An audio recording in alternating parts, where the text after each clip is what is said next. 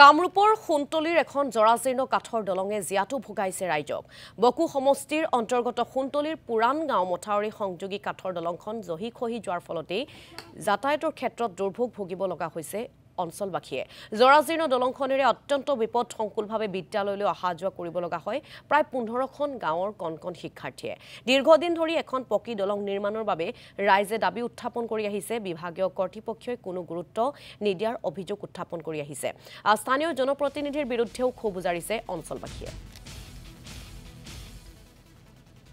আমি আমাৰ যিখিনি ষ্টুডেণ্ট আছে, ইফালৰ বিদ্যালয় আছে, ইফালৰ বিদ্যালয় আছে, আমি যোৱাত বহুতো অসুবিধা হয়। ল'ৰা ছোৱালী যাবই নোৱাৰি, ইমান দলংখন কঁপি থাকে আৰু মাজে মাজে ভাঙা, একদম যাব নোৱাৰি।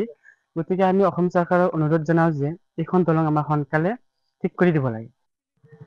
এই দলংখনৰ দক্ষিণ ফালে সোণতলী আঞ্চলিক কলেজ, পুৰাণ গাঁও এম ই স্কুল আৰু দুখন প্ৰাইভেট স্কুল আছে। আৰু দলংখনৰ উত্তৰ ফালে সৈয়দ আনোৱাৰ তামুৰ হাই স্কুল, কাছাৰীপাম এম ই স্কুল আৰু বাউস্কাৰ এল পি স্কুল আছে। লগতে কাছাৰীপাম, আৰিকাটি, পলিমংগলৰ মানুহে এই দলঙেৰে অহা যোৱা কৰে। এইখন দলং হল বাউস্কদা ও ইএনডি মথাউৰি সংযোগী ব্ৰিজ। বহুত দিনৰ পৰা মই চাই আছো দলংখনৰ অৱস্থা অতি ভয়াবহ।